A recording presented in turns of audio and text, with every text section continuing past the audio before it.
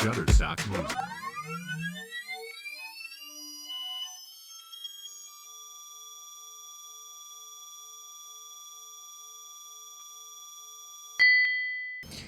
Você deve conhecer alguém que talvez seja disperso, atento, perde o foco muito facilmente e que muitas vezes é até chamado de preguiçoso. Mas hoje eu vou falar sobre transtorno de déficit de atenção e hiperatividade, um problema cerebral muito sério que atinge milhões de pessoas no mundo todo. Sejam todos muito bem-vindos ao canal Posologia e hoje com série nova. Hoje iremos iniciar aliviando os transtornos psiquiátricos, uma série em 4 episódios. E se você, caro aluno, caiu de paraquedas nesse canal, é a primeira vez que você está assistindo um episódio da série Aliviando, é uma série 100% baseada em casos clínicos. Aqui nós aprenderemos tudo muito contextualizado. E vejam que aprenderemos em 4 episódios. Cada um desses episódios, muitas vezes, divididos em parte 1 e parte 2. Ou seja, o que nós aprenderemos aqui é de forma aprofundada. Não ficaremos na superficialidade. Então, caro aluno, você pode ter certeza de uma coisa, que nós aprenderemos agora sobre o transtorno do déficit de atenção e hiperatividade, não na superficialidade, mas no que há de mais moderno e mais profundo que sabemos sobre esse assunto. Mas vamos direto para a aula e no nosso episódio número 1, que se chama Entendendo o TDAH, nós falaremos sobre a doença TDAH e todos os seus aspectos que interessam ao tratamento. Esse episódio de número 1, ele é dividido em 2 partes. Hoje nós falaremos sobre a primeira parte do Entendendo o TDAH. E se você não me conhece, eu sou o professor Sérgio Araújo, sou graduado em farmácia com mestrado e doutorado em biologia molecular e também em bioquímica. E aqui na tela nós temos informações muito relevantes para que você que está assistindo essa aula, que tenha dúvidas, que queira me fazer algum questionamento, possa entrar em contato comigo, seja através das redes sociais, seja através do meu e-mail, seja através do grupo de membresia, fazendo a leitura desse QR Code ou clicando aqui no link que está na descrição desse vídeo. Você vai se tornar membro do canal, você vai entrar para o meu grupo do WhatsApp, onde você vai poder tirar dúvidas muito mais rapidamente comigo e também terá acesso a materiais exclusivos, onde você poderá se atualizar no mundo da farmacologia. Mas eu queria iniciar essa aula falando um pouquinho sobre o que é o TDAH, mas eu queria mostrar isso de uma forma mais lúdica, trazendo uma analogia. Imaginemos aqui um rádio, e esse rádio, claro, ele para pegar as emissoras, para sintonizar em determinada emissora, ele precisa receber os sinais de radiofrequência. O rádio nada mais, nada menos é do que um receptor. Ele vai receber sinais e em determinados momentos os sinais serão fracos e em determinado momento os sinais serão fortes. Isso vai depender da localização onde esse rádio está, claro, mas vai depender também qual é a potência da antena de quem está transmitindo aquela emissora de rádio. O fato é que sinais fracos ou sinais fortes podem trazer algum prejuízo na hora que nós estamos escutando esse rádio. Por qual motivo? Porque a antena ela vai sintonizar essas frequências de rádio. Muitas vezes, se o sinal ele é fraco, você não ouve nada ou ouve com muita interrupção. O sinal chega e o sinal é cortado e muitas vezes fica muito difícil de compreender a mensagem que é passada. Então a solução é aumentar o sinal dessa antena. Perfeito. Mas se o sinal for forte demais, em vez de escutarmos alguma coisa, nós pegaremos apenas ruído, ou seja, as palavras vão ficar em segundo plano. O que vai chegar vai ser muito mais ruído do que a mensagem falada. Então, nem o sinal fraco demais, nem o sinal forte demais vai ser útil para esse rádio, para que nós possamos escutar a mensagem que ele está sendo transmitida. A chave, então, é a sintonia fina. Esse botão aqui, muitas vezes, faz com que nós consigamos equilibrar a frequência do rádio. Essa frequência ela pode ser varrida em detalhes. Então, a sintonia fina vai ajustar no detalhe qual é a frequência que esse rádio vai captar, para que na frequência exata que a emissora de rádio está transmitindo, nós possamos sintonizar esse rádio. Ou seja, nem que o sinal seja fraco demais e nós não consigamos escutar corretamente a mensagem, nem o sinal seja forte demais, onde nós iremos escutar somente ruído. No TDAH, essa sintonia ela está desregulada.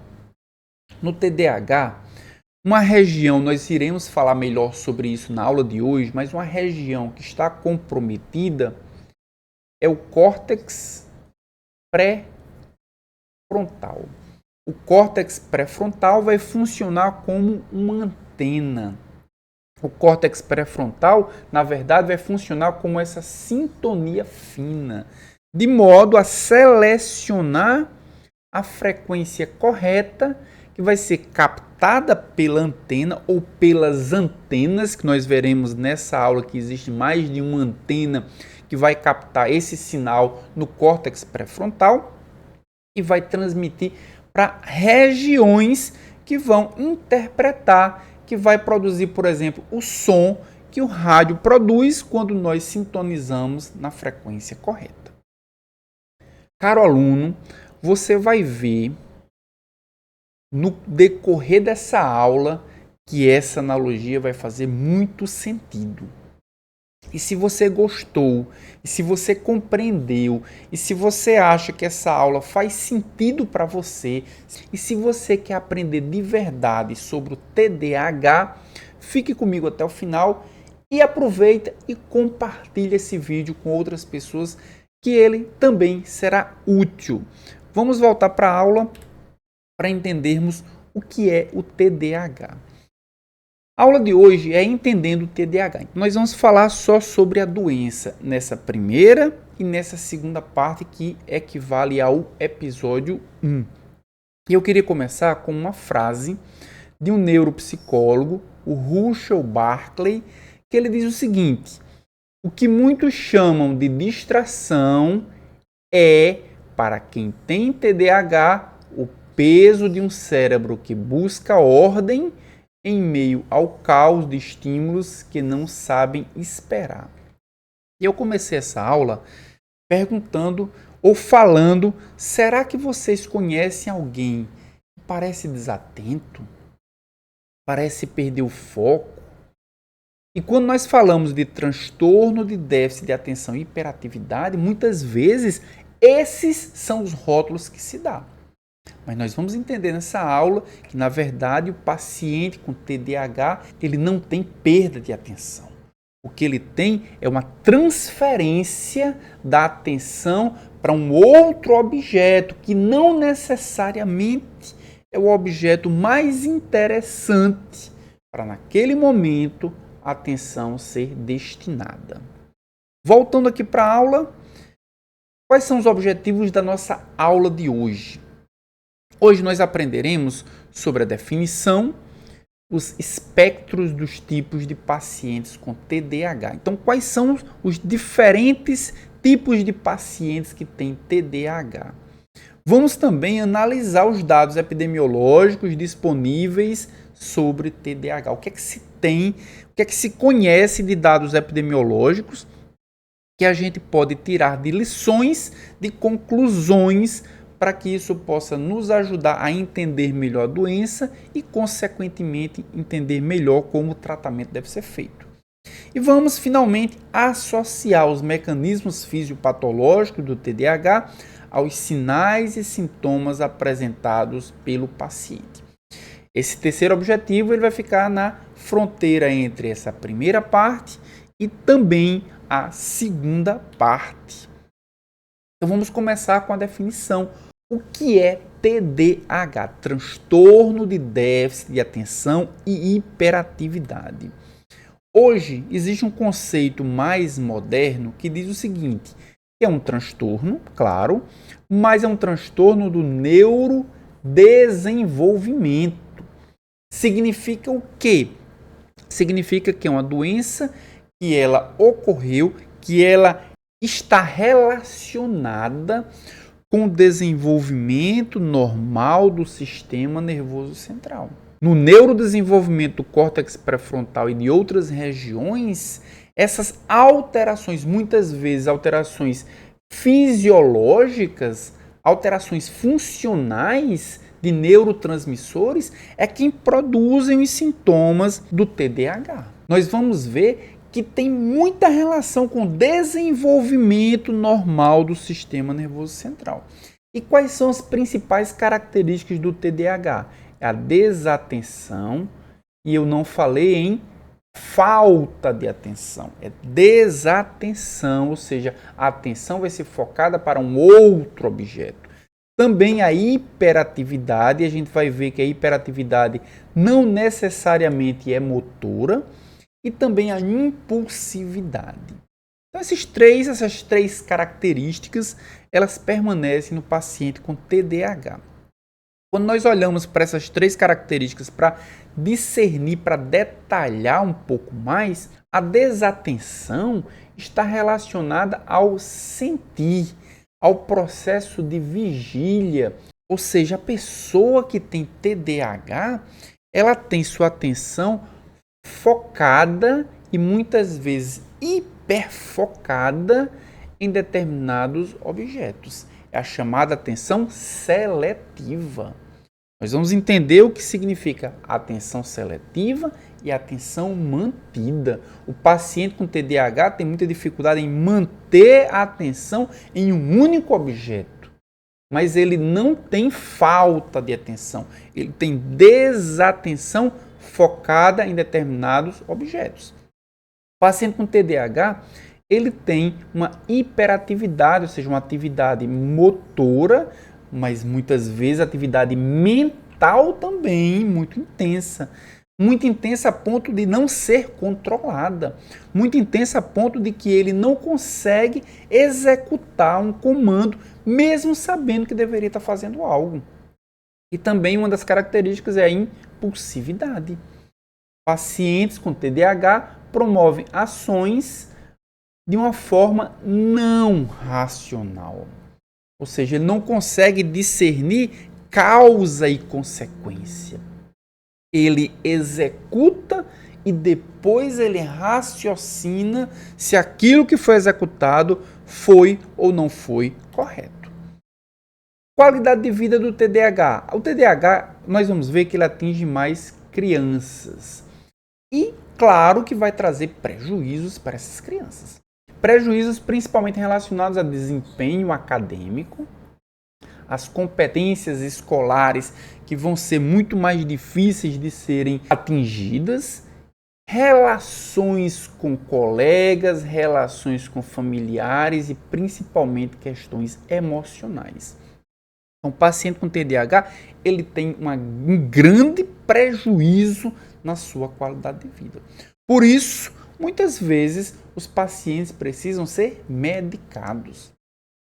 Medicados com medicamentos e medicados com tratamentos não farmacológicos também, como nós veremos aí no episódio 2. Então, o paciente com TDAH, ele pode ser de 3 tipos. O espectro do TDAH, ele divide os pacientes em 3 tipos. Os pacientes considerados desatentos, os pacientes considerados hiperativos e impulsivos e os pacientes que têm essas características combinadas. Vamos conhecer cada um deles. Primeiro, o desatento. O paciente desatento, ele parece não escutar quando lhe dirigem a palavra. Caro aluno, será que você conhece alguma pessoa, algum paciente, alguém que parece ter ou já tem o diagnóstico de TDAH que tem essa característica? Que você dirige a palavra, mas é como se não estivesse escutando e, na verdade, essa pessoa ela está desatenta para você, mas ela está muito atenta para algo em que ela está dando essa atenção. Então isso é algo que eu quero que você entenda. A desatenção, ela não está ali escutando, mas certamente a atenção ela está focada, ela está desenvolvida para um outro objeto que você, obviamente, não está sabendo qual é. Também um paciente desatento ele tem dificuldade em organizar tarefas, atividades e evitar tarefas que exijam esforço mental constante. E olha como é interessante. O paciente com TDAH, ele tem dificuldade em organizar tarefas, por quê? Porque a atenção dele é uma atenção seletiva, mas não é uma atenção mantida. Uma tarefa que é dada para um paciente com TDAH, muitas vezes, ela é interrompida por um outro objeto em que ele vai destinar a sua atenção. Ele tem muita dificuldade tanto em organizar tarefas, como em fazer as atividades, e ele vai evitar a todo custo tarefas que exijam esforço mental constante. Não necessariamente um esforço mental grande, mas o constante vai ser muito importante para o paciente com TDAH. Apresenta esquecimento em atividades diárias e perde coisas necessárias para a execução das mesmas. Então, o paciente com TDAH é aquele paciente com o desatento, é aquele paciente que nós chamamos de esquecido. É aquele paciente que perde compromisso. É aquele paciente que esquece, por exemplo, de pagar uma conta, se for um adulto, claro. É aquele paciente que esquece de fazer uma atividade da escola. É aquele paciente que muitas vezes não executa uma tarefa pelo simples fato que ele esqueceu. O paciente desatento é aquele paciente que tem dificuldade de prestar atenção aos detalhes. Então, muitas vezes você pergunta, qual é a cor daquele vestido? Qual era a cor do carro que você pegou? E o paciente não lembra, porque os detalhes são irrelevantes. Os detalhes não são importantes. É aquele paciente que erra por descuido, que vai fazer uma prova e quando vai marcar no gabarito, ele marca uma outra alternativa simplesmente pelo fato que ele não se descuidou e não prestou atenção qual era a alternativa que deveria marcar. É aquele paciente em que ele tem dificuldade, por exemplo, em fazer atividades lúdicas, escolares e profissionais justamente porque ele erra por muito descuido. A atividade é proposta, ele até faz a atividade, mas muitas vezes ele se equivoca porque ele se descuida, ele se distrai com aquela atividade que é extremamente lúdica. Então esse é o paciente desatento. O paciente que é hiperativo e que é impulsivo. Bem, esse paciente, ele corre, ele escala em demasia, em situações consideradas inapropriadas. E veja só, como muitas vezes é algo que acontece em crianças, é muito mais frequente em crianças, se considera isso como algo talvez muito natural da criança, é correr, é escalar, é estar ativa para brincadeira. Mas muitas vezes isso aqui, essa última palavrinha é extremamente importante, inapropriado. Não dá para você pensar que a criança vai fazer isso na hora que ela deveria estar sentada, assistindo a aula, por exemplo, ou na hora em que ela está sentada para se alimentar. Ela tem que entender que esse momento da brincadeira exagerada, do pular, do correr, do escalar, isso é inapropriado para a situação. O paciente com hiperatividade e impulsividade é o paciente que está sempre a 1000. Ou muitas vezes como se estivesse a todo vapor, como se tivesse uma energia inesgotável.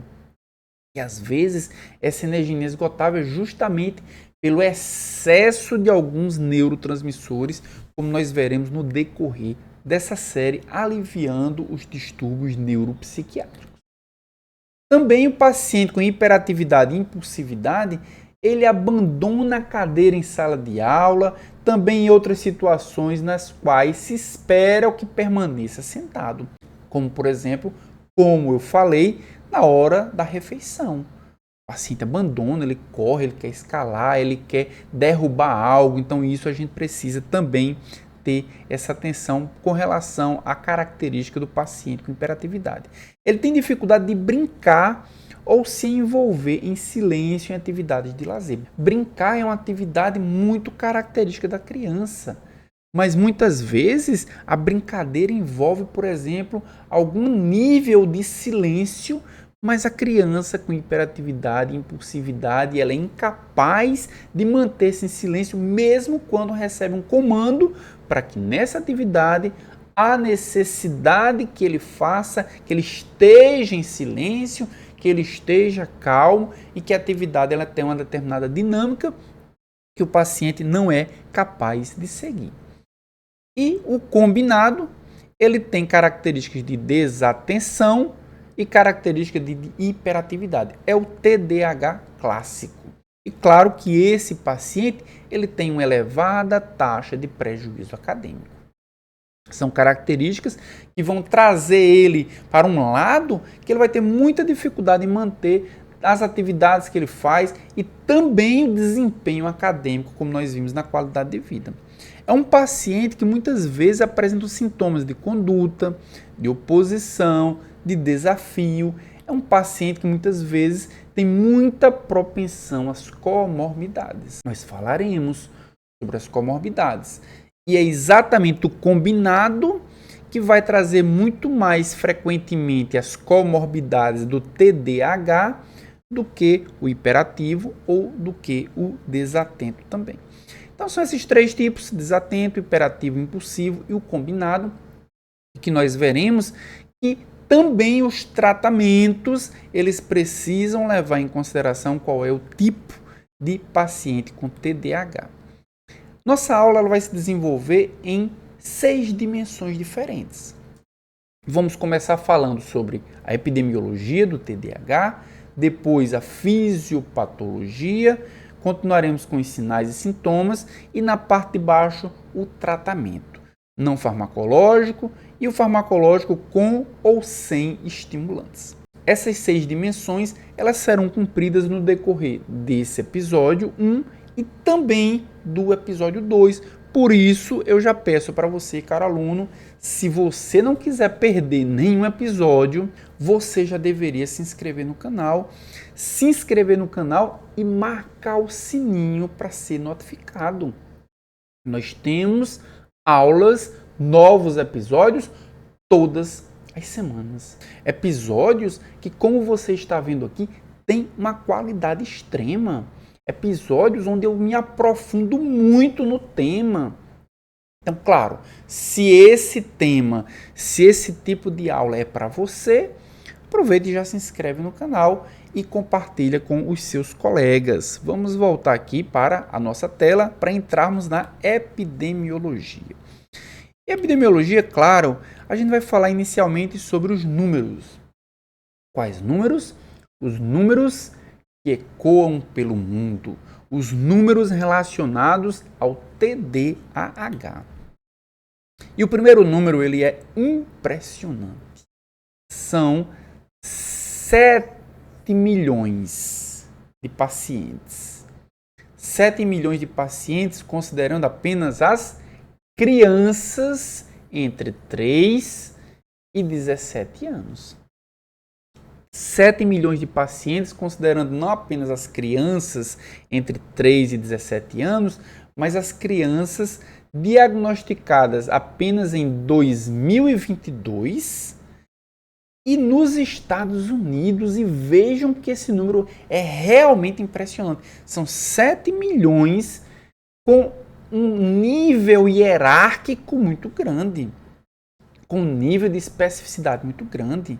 São 7 milhões apenas crianças em 2022 que foram diagnosticadas apenas em um único país. A gente vai ver que é o país com o maior número de casos de TDAH, mas mesmo assim é um único país. Olhando agora para a parte de baixo desse slide, nós podemos ver o seguinte: com relação a meninos e meninas, como é que é a proporção entre meninos e meninas com TDAH?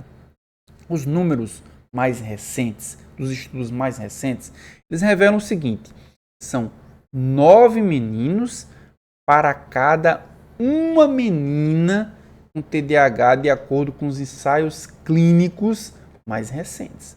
É 9 vezes mais frequente o diagnóstico de meninos com TDAH do que de meninas. Então, essa informação já precisa ser levada em consideração. Se os meninos são mais frequentes, observar um sintoma que a gente vai ver quais são clássicos ou típicos do TDAH vai ser importante quando for no menino, e a gente precisa investigar bem mais a fundo se for uma menina que apresenta esses sintomas. Quando nós olhamos para o planeta todo, não apenas os Estados Unidos, mas o mundo todo, nós temos de 6 a 12% da população pediátrica. É uma doença que atinge muito mais crianças do que adultos. 6 a 12% da população pediátrica. E quando nós olhamos para todas as pessoas de quaisquer faixas etárias, nós temos em torno de 5,29% a prevalência mundial.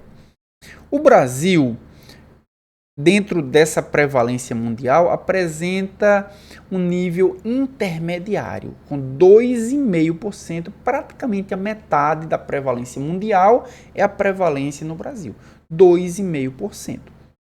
À frente de Alemanha, Colômbia, Peru e à frente da China, que apresenta uma população muito maior do que o Brasil, China com 0,7%, o Brasil com 2,5%. Mas atrás de países como a Holanda, com 2,9%, não é muito distante, mas está atrás, com a Bélgica, 2,9%, o México, 3%, são os países aqui mais próximos do Brasil. A França, com 4,7%, já está bem mais distante, e como eu já havia falado, os Estados Unidos é o país que apresenta a maior prevalência, 8,1% é a prevalência nos Estados Unidos com TDAH. Mas estamos falando aqui de tristes recordes. O Brasil é um país que apresenta uma prevalência ali intermediária, 2,5% aproximadamente. Mas quais são esses tristes recordes? Primeiro é 2 milhões de novos casos todos os anos. Realmente é um recorde muito triste. A cada ano acrescenta-se ao número de pacientes diagnosticados com TDAH no Brasil 2 milhões de novos casos. E nesses casos, o diagnóstico de meninos é principalmente de hiperatividade e o diagnóstico de meninas é principalmente de desatenção. E a região mais acometida é a região nordeste do Brasil, com a prevalência aproximada de 34% dos casos brasileiros.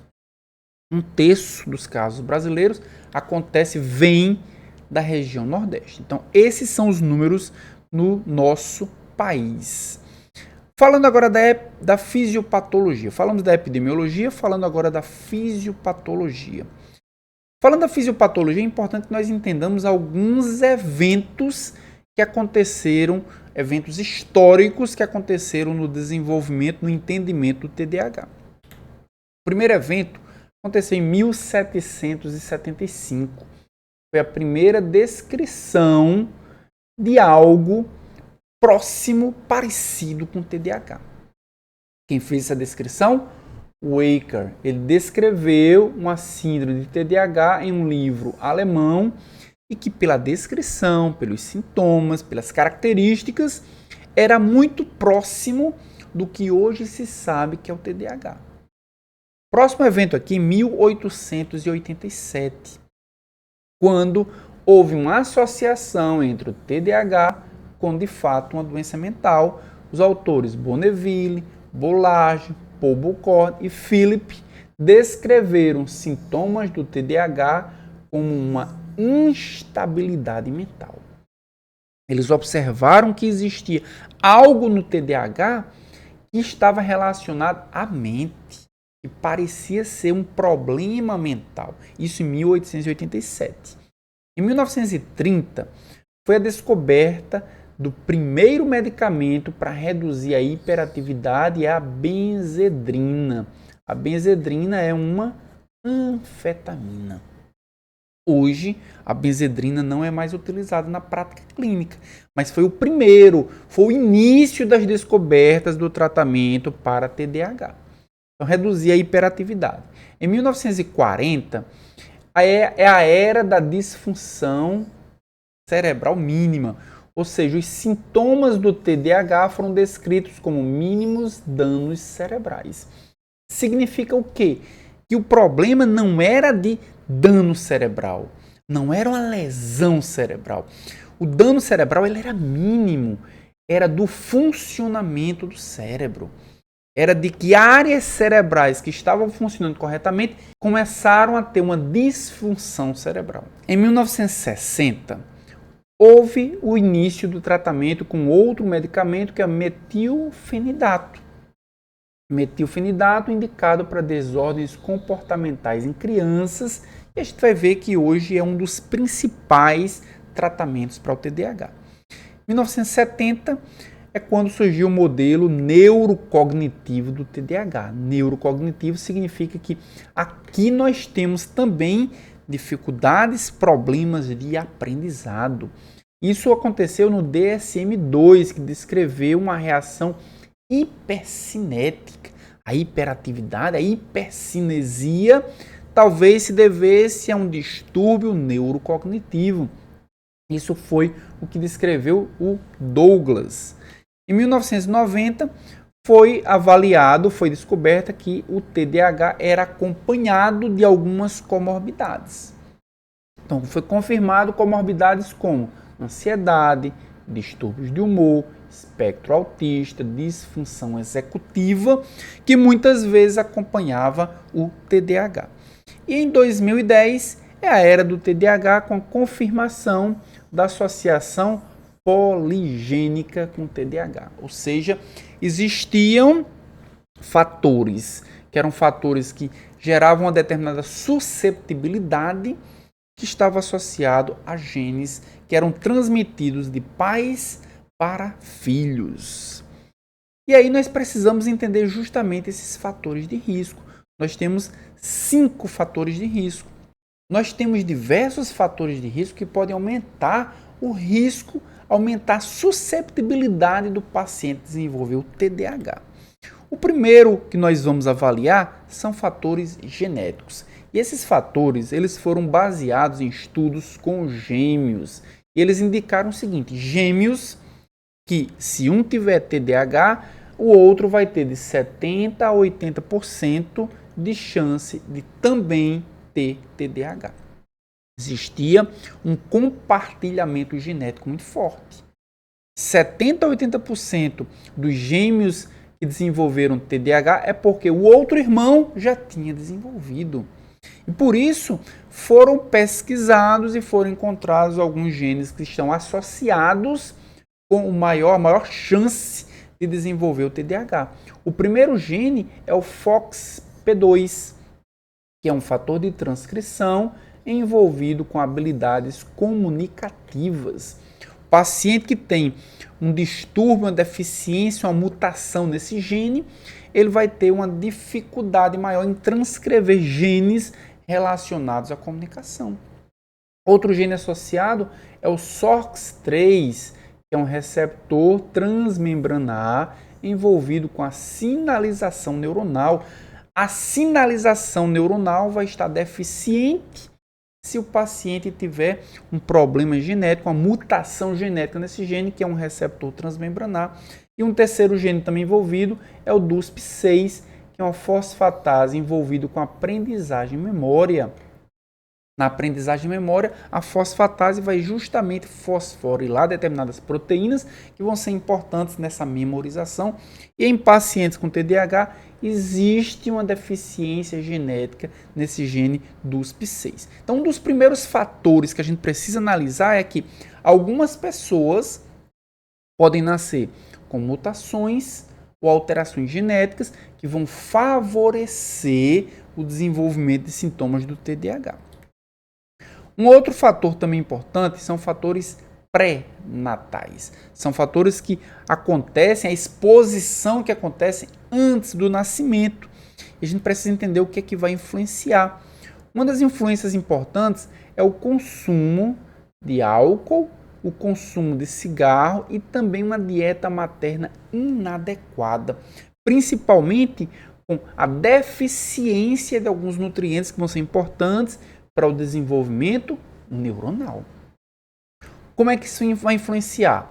Consumo de álcool e tabaco. Crianças têm de 2 a 5 vezes mais chance de ter TDAH se as mães fumam. Se as mães fumam com frequência, esses pacientes têm 2 a 5 vezes mais chances de, expostas ao cigarro, desenvolver o TDAH. 25% também mais chances se as mães bebem níveis elevados de álcool. Vejam que o cigarro ele tem uma influência muito maior do que o álcool, mas o álcool com certeza também vai ser importante. Com relação à dieta materna, dietas ricas em açúcares, em gordura, pacientes desnutridas ou obesas, vejam que há uma variedade muito grande. Os estudos, eles não necessariamente estão concordando com todos esses elementos, mas alguns mostraram que níveis elevados de açúcar, níveis elevados de gordura, pacientes desnutridas ou obesas, além de deficiência de macro e micronutrientes, como ácido fólico, como ferro, como zinco, como ômega 3, todos eles estão envolvidos com prejuízos neurológicos, prejuízos cognitivos e com a maior chance do paciente desenvolver o TDAH. Isso se correlaciona com o desenvolvimento neuronal e a necessidade desses micronutrientes. Um outro aspecto importante também são os fatores perinatais. Os fatores perinatais são aqueles eventos ocorridos ao redor do nascimento, como por exemplo, será que o paciente, será que a criança, o recém-nascido, ele é prematuro? Será que o recém-nascido, ele nasceu com baixo peso? São fatores que foram correlacionados com o aumento da chance do paciente desenvolver TDAH. Como isso correlaciona? Prematuros extremos são aquelas crianças que nasceram com 23 a 28 semanas. Elas têm um risco 2,5 vezes maior de desenvolver o TDAH. Então vejam que a prematuridade, como é uma doença do neurodesenvolvimento, crianças prematuras vão ter um desenvolvimento cerebral inadequado. Vejam também que crianças prematuras moderadas, ou seja, menos de 37 semanas, não é prematuro extremo, prematuros moderados, mas com muito baixo peso, 1,5 kg, tem uma chance inclusive maior de desenvolver TDAH, 3,9 vezes mais chance. Vejam como o peso é importante. Ele desenvolveu, ou seja, existe um desenvolvimento embrionário, é quase normal, é uma prematuridade moderada, mas o peso está muito abaixo. Isso implica demais no desenvolvimento neurológico. A chance de nascimento com pacientes como esse é de 3,9 vezes.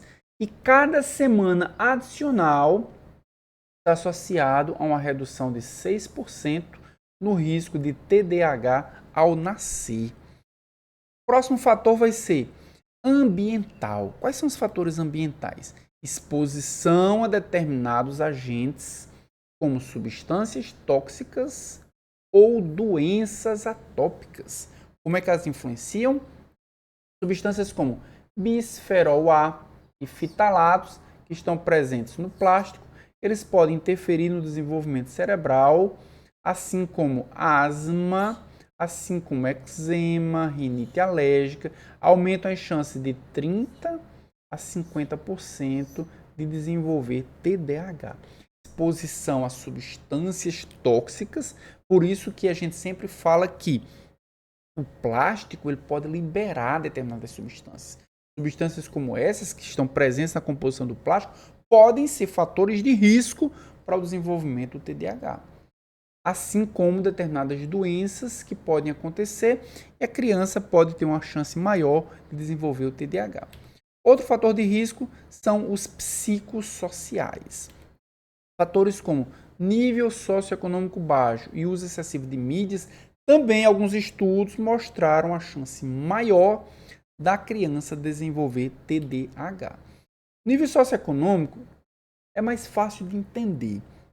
Está muito associado com estresse familiar, com a nutrição inadequada, com acesso limitado a serviços de saúde. Claro que tudo isso pode contribuir com a condição ou com o acompanhamento que pode não necessariamente ser o melhor para a criança.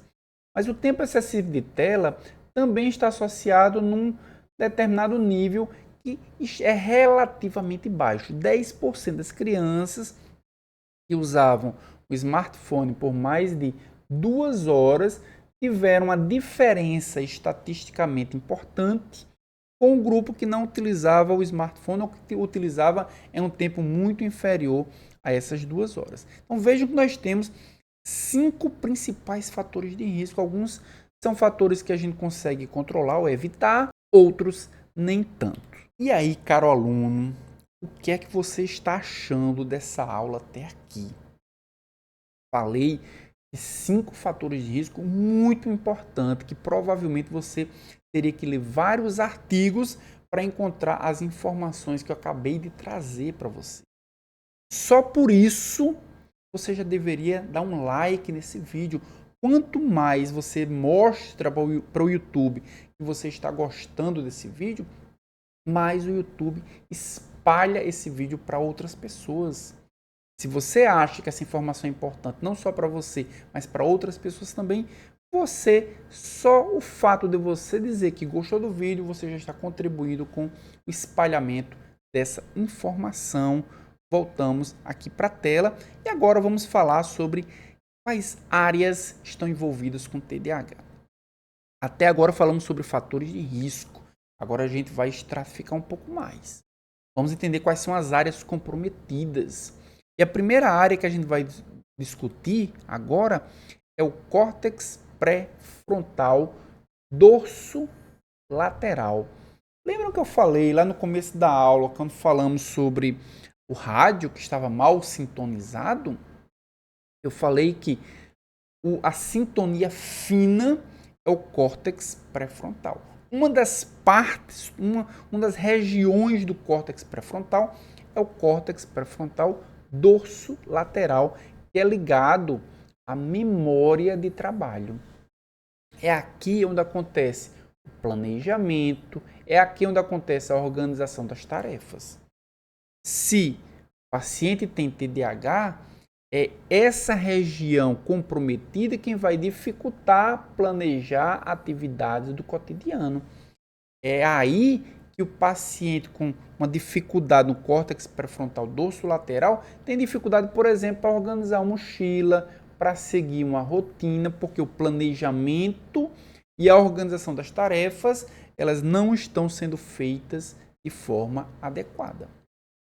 É nessa região onde as pessoas têm a capacidade de tomar decisão. Se essa região não está funcionando corretamente, o paciente tem incapacidade de esperar turnos, por exemplo, de seguir regras complexas, porque a tomada de decisão ela está comprometida. É nessa região onde acontece o controle inibitório dos impulsos. As pessoas tomam as decisões por impulso exatamente porque nessa região existe um controle inibitório. Pacientes com TDAH têm impulsividade verbal e comportamental justamente porque essa região não está funcionando adequadamente. E também é nessa região onde há mudança flexível de estratégia diante de novos contextos. Em novos contextos, a gente muitas vezes tem um plano B, um plano C, a gente consegue mudar nossa estratégia. Mas o paciente com TDAH, por ter deficiência, por ter alterações funcionais dessa área, vai ter uma variabilidade no desempenho escolar, mesmo em crianças inteligentes, porque não consegue modificar essas estratégias diante de novas complexidades, de novos conceitos. E vejam que o córtex pré-frontal dorsolateral, que é ligado à memória de trabalho, é apenas a ponta do iceberg. Nós temos diversas outras regiões que são interrelacionadas com o córtex pré-frontal, como, por exemplo, o córtex cingulado anterior. O córtex pré-frontal conectado com o córtex cingulado, eles modulam o foco da atenção e modulam a detecção de erros.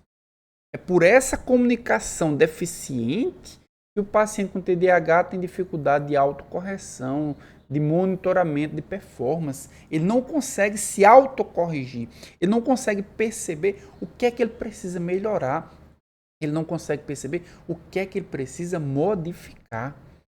Também o córtex pré-frontal dorsolateral se comunica com os gânglios da base. E é nessa conexão onde há regulação do que entra ou não na memória de trabalho. O que é que eu vou estar focado? Agora eu estou dando uma aula para vocês. Eu estou focado nessa informação.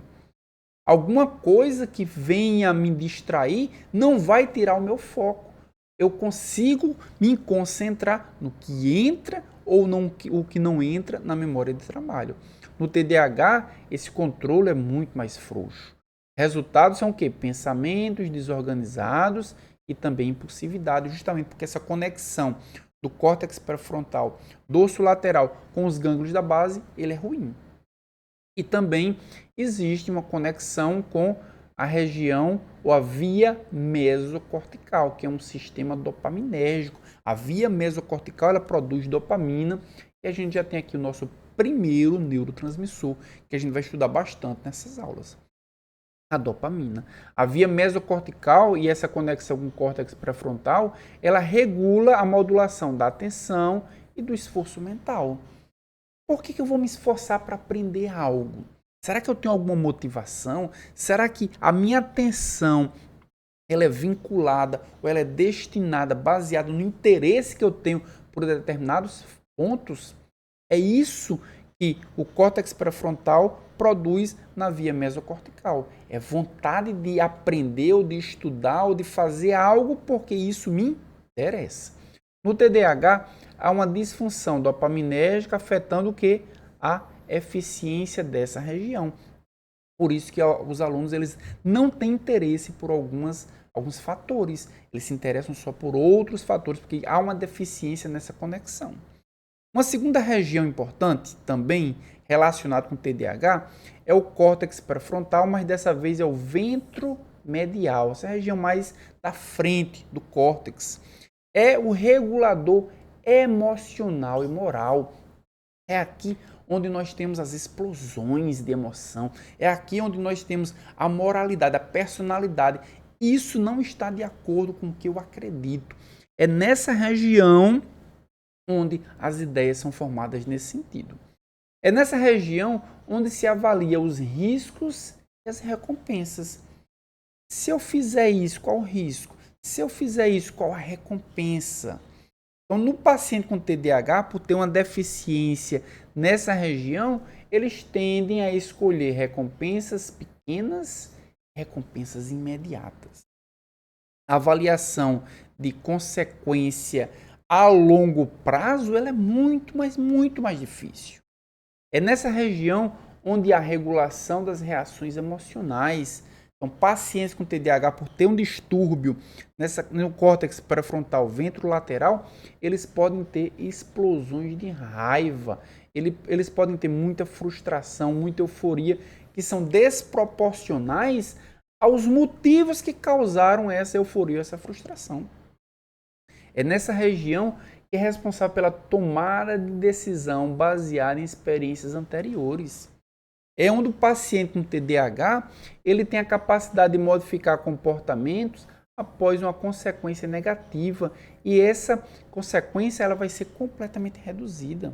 Também é nessa região que é responsável por estabelecer empatia e percepção social. Então, o paciente com TDAH ele tem dificuldade em reconhecer emoções nos outros e também de responder adequadamente.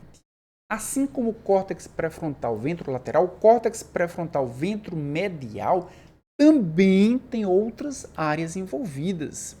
A primeira área envolvida é a amígdala. Nós já tivemos uma série falando sobre ansiedade, onde nós falamos muito sobre a amígdala. A ansiedade, a amígdala está ativa, a amígdala está brilhando, a amígdala está a todo vapor. Nós temos uma conexão muito importante do córtex pré-frontal ventromedial com a amígdala e no TDAH há uma redução na interação entre esse córtex e a amígdala, dificultando a regulação de respostas emocionais. Essa conexão ela é mais fraca. Uma outra conexão que também é importante com o córtex pré-frontal ventromedial é o córtex órbito-frontal, e nós vamos falar muito desse córtex. Também, eles juntos, eles avaliam os riscos sociais, eles ajudam no controle da impulsividade e claro que nós já podemos entender que essa conexão também vai estar enfraquecida. E nós temos agora uma outra via, a via mesolímbica. Enquanto que no córtex pré-frontal ventrolateral nós temos a via mesocortical, com o córtex pré-frontal ventromedial nós temos a via mesolímbica, que também é produtora de dopamina. Mais uma vez, a dopamina é extremamente importante. E o córtex pré-frontal ele é modulador da via dopaminérgica, que passa pelo núcleo accumbens, e uma disfunção dopaminérgica vai reduzir o quê? A sensação e a recompensa, contribuindo por buscas constantes de estimulação. Eu não tenho estímulo sustentado. O paciente com TDAH não tem estímulo sustentado, justamente porque a dopamina vai estar baixa na via mesolímbica.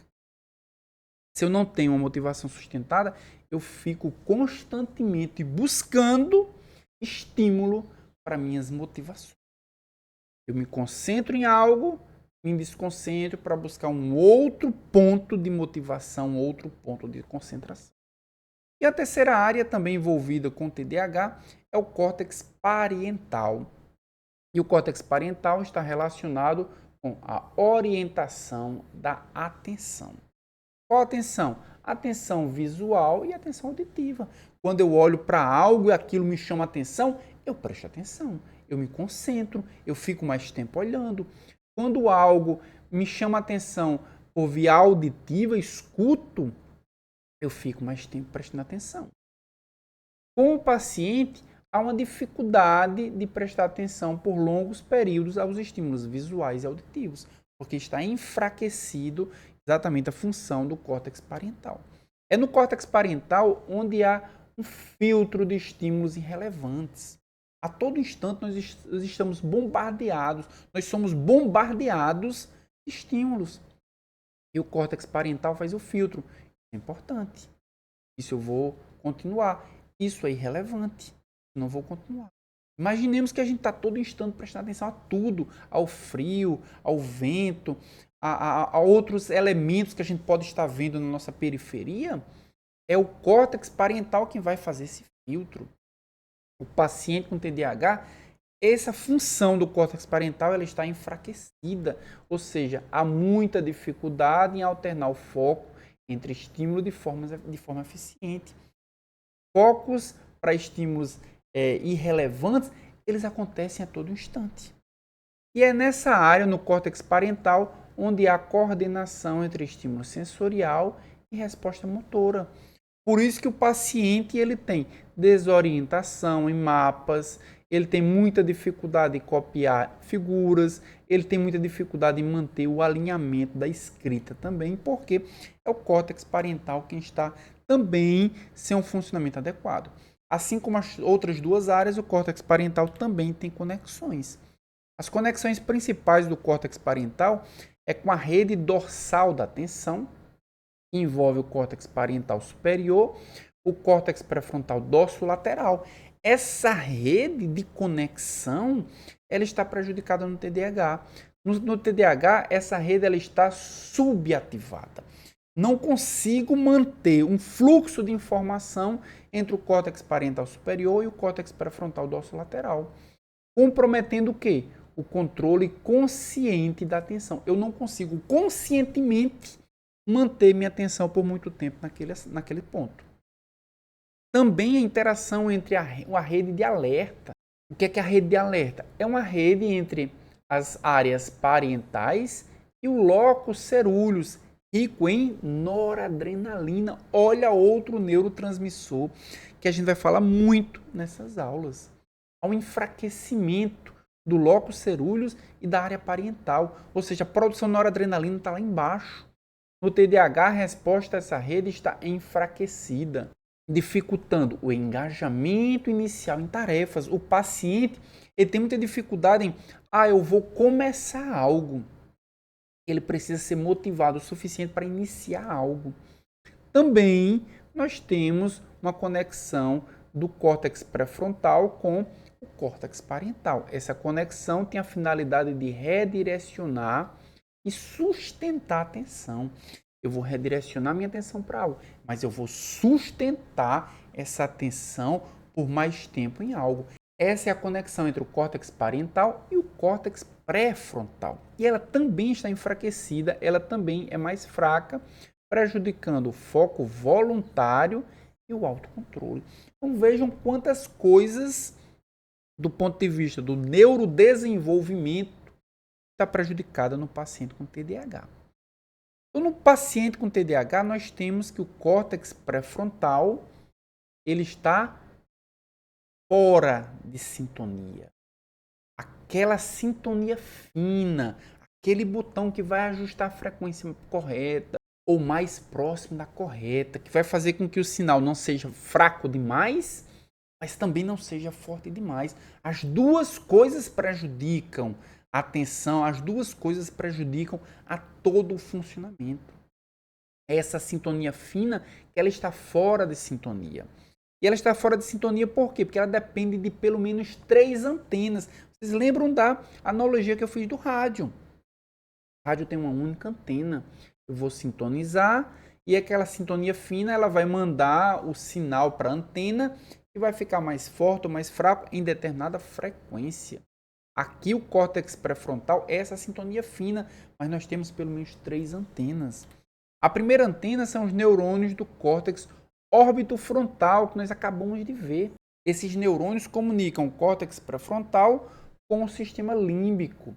Por isso que quando essa antena ela está com defeito, eu mando o sinal alterando a frequência, mas o sinal não modula corretamente essa antena, o paciente ele tem impulsividade. O paciente ele interrompe muitas vezes uma fala, ele fala sem pensar, ele não espera a vez. Essa mesma antena, ela conecta o córtex pré-frontal com o córtex motor. Por isso que o paciente hiperativo é o mesmo impulsivo. É a mesma antena. É o neurônio do córtex órbito-frontal, que vai controlar o sistema límbico, vai comunicar, melhor dizendo, com o sistema límbico e vai controlar também com o sistema, com o córtex motor. Por isso que o paciente aqui vai ter hiperatividade, vai irrequieto, vai levantar-se da cadeira, vai escalar, vai tentar fazer algo que é incômodo para determinada circunstância. Essa é a nossa primeira antena. A nossa segunda antena são os neurônios do córtex pré-frontal dorsolateral, que vai comunicar o córtex pré-frontal, a sintonia fina, com o córtex cognitivo, mantendo a atenção mantida. É exatamente essa antena que vai fazer com que eu mantenha minha atenção por mais tempo em determinado objeto, em determinada tarefa, em determinado estímulo. Então, o paciente que tem deficiência justamente nessa antena, né, no córtex, nos neurônios do córtex pré-frontal dorsolateral, ele não termina as tarefas, ele tem um certo grau de desorganização, ele evita manter esforço mental. E a terceira e última antena são os neurônios do córtex cingulado, que comunicam, que conectam o córtex pré-frontal com o córtex cognitivo também. Mas vejam que é uma área responsável não pela atenção mantida, mas pela atenção seletiva. O paciente com TDAH, ele tem dificuldade em manter a atenção por muito tempo em determinado objeto, mas ele tem muita facilidade em desviar a atenção para outras coisas que muitas vezes são irrelevantes. Essa é a atenção seletiva. Ele não escuta para obedecer a determinados comandos, ele é mais distraído, ele é mais esquecido, ele é mais descuidado. E quando o paciente tem essas características, é porque os neurônios do córtex cingulado, ou seja, a terceira antena que liga o córtex pré-frontal ao córtex cognitivo, ela está com defeito. Então não adianta nada o córtex pré-frontal se a sintonia fina, se eu não consigo regular a frequência nem da antena dos neurônios do córtex orbitofrontal, nem da antena dos neurônios do córtex pré-frontal dorsolateral, nem muito menos da antena dos neurônios do córtex cingulado. Então, nós temos um paciente, um córtex fora de sintonia, e a gente vai precisar produzir essa sintonia. E essa sintonia passa pelos níveis de noradrenalina e dopamina. E a pergunta que eu faço é: eles estão, no paciente com TDAH, eles estão elevados ou no paciente com TDAH eles estão baixos demais? É exatamente essa pergunta que a gente vai responder na segunda parte do episódio 1. Continua na segunda parte e a gente vai responder essa pergunta e várias outras perguntas que vão nos guiar para o tratamento do paciente com TDAH. E claro, se você gostou desse PowerPoint, você quer baixar ele, quer ele para você, você pode apontar o seu celular para esse QR Code ou clicar no link da descrição que você vai ser direcionado para uma plataforma que você vai poder baixar esse PowerPoint e quaisquer outros PowerPoints da série Aliviando. Nós já tivemos muitas outras séries aliviando a depressão, aliviando a ansiedade, aliviando a infecção, aliviando a inflamação, aliviando a dor, a dispepsia, a dispneia, dentre várias outras séries. Se você quiser baixar, os PowerPoints estão todos lá, você clica no link ou faz a leitura desse QR Code. E claro, se você assistiu a aula até aqui, gostaria de agradecer. Muito obrigado por ter acompanhado essa aula, por ter acompanhado o canal Posologia. E se você tiver dúvidas, já sabe, coloca aqui nos comentários. Eu tenho imenso prazer em ler a sua dúvida. E se essa dúvida for interessante, eu vou responder com um vídeo curto nas minhas redes sociais. Muito obrigado por ter assistido. Não percam na próxima semana a segunda parte da aula do episódio Entendendo o TDAH. Muito obrigado e até lá.